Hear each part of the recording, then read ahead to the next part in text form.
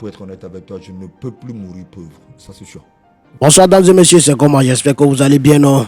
Bienvenue une fois encore sur ma chaîne YouTube. Il y a monsieur Simon qui est venu à Lomé et puis monsieur Adebayor l'a octroyé un interview. Dans l'interview là, monsieur Adebayor a dit un mot. Monsieur Adebayor a dit que je ne peux plus mourir pauvre. Et puis, dans la suite de l'interview là, il y a beaucoup de choses que monsieur Adebayor a révélées. Dames et messieurs, je vais vous présenter quelques parties de l'interview d'abord. Parce que moi, les Gada là, vous connaissez. Il n'y a pas quelque chose que moi, je ne peux pas mettre ma bouche dedans. On va décortiquer ça. Oui, peut-être là, il y a des gens qui vont apprendre quelque chose dans son interview aussi.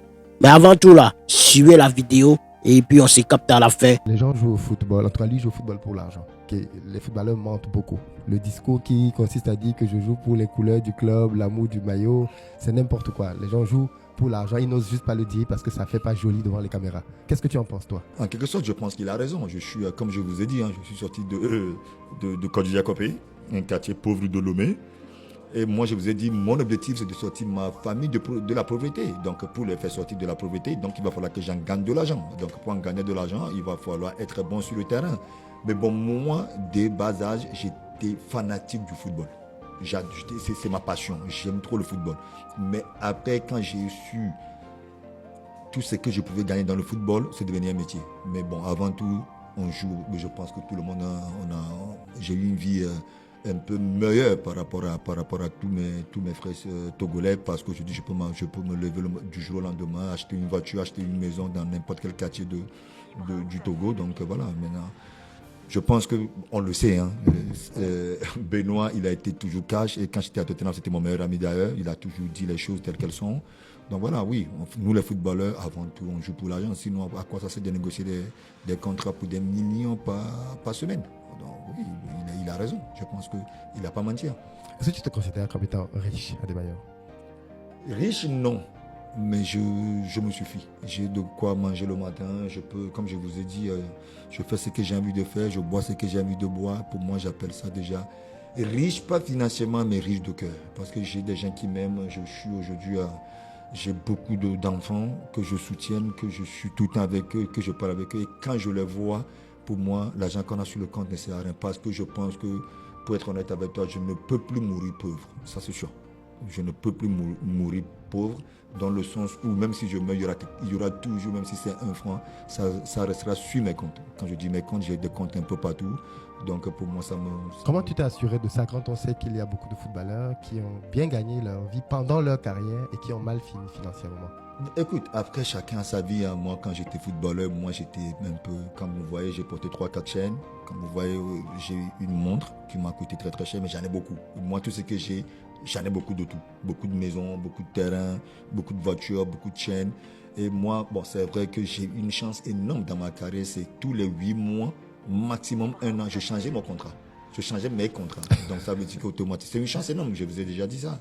Donc ça veut dire que, vous savez, en Europe, à chaque fois qu'on change le contrat, il y a la prime de signature qui vient avec. Et ça, je l'ai envoyé au pays sur mon compte formateur, donc qui fait que je ne payais pas de l'impôt dessus. Donc ça fait que j'ai mis beaucoup d'argent de côté. Aujourd'hui, Dieu merci, j'ai des business un peu partout. Je suis lancé à fond dans ma fondation où je aide beaucoup de gens.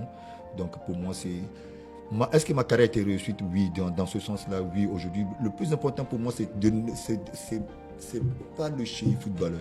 C'est le chéri qui voit les autres évoluer, les autres plus poussés comme moi. Et c'est ça qui me rend heureux aujourd'hui. Le football, c'est le terrain. Quand je vois le petit s'entraîner aujourd'hui, que je ne peux pas dire que j'ai fabriqué, mais qu'il est tout le temps avec moi, que je lui ai aidé à trouver aussi la lumière. Je me suis dit ça, franchement, c'est plus que qu'un but pour moi.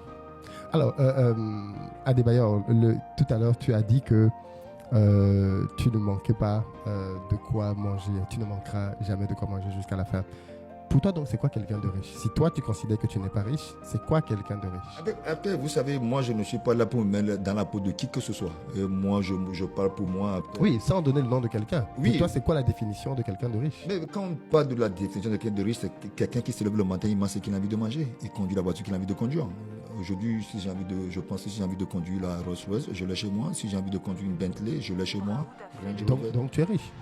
Moi, j'appelle pas ça riche. Après, c'est à toi, moi, je me suffis. Après, maintenant, c'est à toi de le donner le nom que tu veux. Est-ce que le mot riche est tabou? Je ne sais pas, je ne veux pas savoir. Ça ne m'intéresse pas. Parce que moi, au fait, si tu me dis maintenant, sur mon compte, admettons, EcoBank, j'ai combien? Je ne sais pas et je ne le saurai jamais. Parce que je ne suis pas quelqu'un qui vérifie combien j'ai pas. Là, j'ai dans mon sac, j'ai de la liquidité. Encore une fois, je ne sais pas combien il y a dedans. Donc ça ne m'intéresse pas la richesse. Ce qui m'intéresse, c'est de me lever le matin, de dire qu'aujourd'hui, j'ai envie de manger du riz, que j'arrive à le manger. Et c'est pour moi, ça c'est riche du cœur. Il y a rien de mieux que ça. À la fin de la journée, des fois on fait le malin. Oui, je suis très riche. On ne dépense pas 10 000 francs par jour quand on veut manger. Franchement, le petit déjeuner ne coûte pas 5 000. Après, ça dépend. Si tu vas à l'hôtel de février, ça peut te coûter 55 000.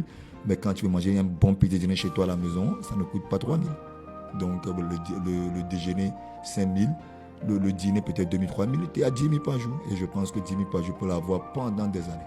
De quoi tu es le plus fier aujourd'hui que tu as pu accomplir grâce à ta réussite? Aider les jeunes. Quand je vois des jeunes qui viennent chez moi, les gens qui viennent me dire qu'à cause de toi ou grâce à toi, je suis devenu une personne respectée, je suis devenu quelqu'un, comme je vous ai dit tout à l'heure, quand je vois Centrino aujourd'hui conduire, il a 2-3 voitures, il a sa maison, il a construit sa maison, je suis très très très fier. Notamment un joueur que j'ai eu à jouer avec, Alexandre Song, quand je le conseillais à Arsenal, quand on partageait les mêmes vestiaires, je lui disais arrête de faire ça, construire des maisons, acheter des terrains. Aujourd'hui, à chaque fois, il m'envoie des photos. Tu as vu mon immeuble, tu as vu ça, et il n'y a rien de plus beau que ça. Aider les gens. C'est drôle parce que Alexandre Song, dont tu as parlé, ça c'est un point aussi qui va t'intéresser. Il a dit que quand il est arrivé à Arsenal, il est tombé dans le piège de vouloir. Et il achetait à l'époque la même voiture que Thierry Henry. C'était une Lincoln Navigator, quelque chose comme ça. Il s'est rendu compte par la suite que c'était une voiture au-dessus de ses moyens. Mais il ne faut pas oublier que Alexandre Song est parti à Arsenal via Bastia. Bastia, c'est quand même, comme pas de la France, c'est un petit club en France. Donc il n'avait pas un gros salaire, mais bon, il a voulu se faire plaisir, il a acheté une voiture qui le dépassait, il n'arrivait même plus à mettre de l'essence dans la voiture. Et je pense que c'est 8 mois ou 1 an après que moi je suis arrivé dans le club et on a tous attaqué, il a changé la voiture. Mais aujourd'hui, comme je vous le dis, le plus important, on apprend hier et qu'est-ce qu'on devient demain. Toi, tu as fait quelles erreurs? Quelles erreurs? Je suis parti dans 3 magasins différents, j'ai acheté 4 voitures, toutes neuves, 0 km. En un seul jour. En un jour, tu as acheté 4 voitures? 4 voitures. Dans 4 magasins différents? Ouais. Pourquoi? 3. Non, mais parce que je suis rentré dans la voiture, je suis rentré dans le magasin. Au début, je partais en ville pour aller faire du shopping, pour acheter des habits. Je suis arrivé, je suis passé devant Bentley, Continental, pas mal, décapotable, il fait beau, pourquoi pas. Je l'ai acheté. Combien? Je l'ai acheté, ça m'a coûté, la Bentley m'a coûté 165 000 pounds. Bon, après, je l'ai envoyé chez Asman. Pour mettre les body kits, changer les jantes. Pour tuner la voiture, quoi. Pour tuner un peu la voiture. Ça m'a coûté environ 200 quelques mille pounds. Après, à Londres, quand tu dépasses Bentley, tu vois tout ce qui est Range Rover, Mercedes et tout ça, je suis rentré chez Mercedes. Et j'ai pris ML 63 MG, qui m'a coûté 110 000 ou 109 000, je crois. Juste après d'avoir acheté la Bentley? Je te parle de 2 minutes après. 5 minutes après. Donc après, je pars chez Chrysler et j'ai acheté ici C300. Que j'aime beaucoup. Bon, après, ça m'a coûté 55 000. Et après, maintenant, je suis parti et là, je partais. Et là, c'était plus tard dans la soirée, je partais, j'ai vu Plymouth. Je me suis dit, mais pourquoi pas? Ah, les gars, vous venez de regarder la vidéo. Hein? Il comprend maintenant, tout le monde entier chercher l'amitié de M. Emmanuel Adebayor. Il comprend maintenant. M. Emmanuel Adebayor, même là, depuis hier que moi j'ai vu la vidéo, là, j'ai pris ma calculatrice, il est en train de calculer son jeton. Là, moi-même, là, jusqu'à présent, même, il n'avait pas encore trouvé une somme exacte. Je suis parti sur Google et puis j'ai tapé le salaire d'Emmanuel Adebayor à Arsenal. J'ai tapé tous les clubs que Emmanuel Adebayor a joué là. Et fait les calculs jusqu'à présent là. Il ne trouve pas encore de résultat. Ah ouais, M. Emmanuel Adebayor était dur. Mais la partie qui m'a enjaillé un peu là, c'est la partie de Centrinos. Centrinos, tu as 3 voitures puis tu as maison maintenant. Yeah. En tout cas, c'est bon, ici enjaillé. Les gars, battez-vous dans la vie. De toutes les façons, les Gada ne vont jamais arrêter de se battre. Portez-vous bien les gars, on est ensemble et que Dieu vous bénisse.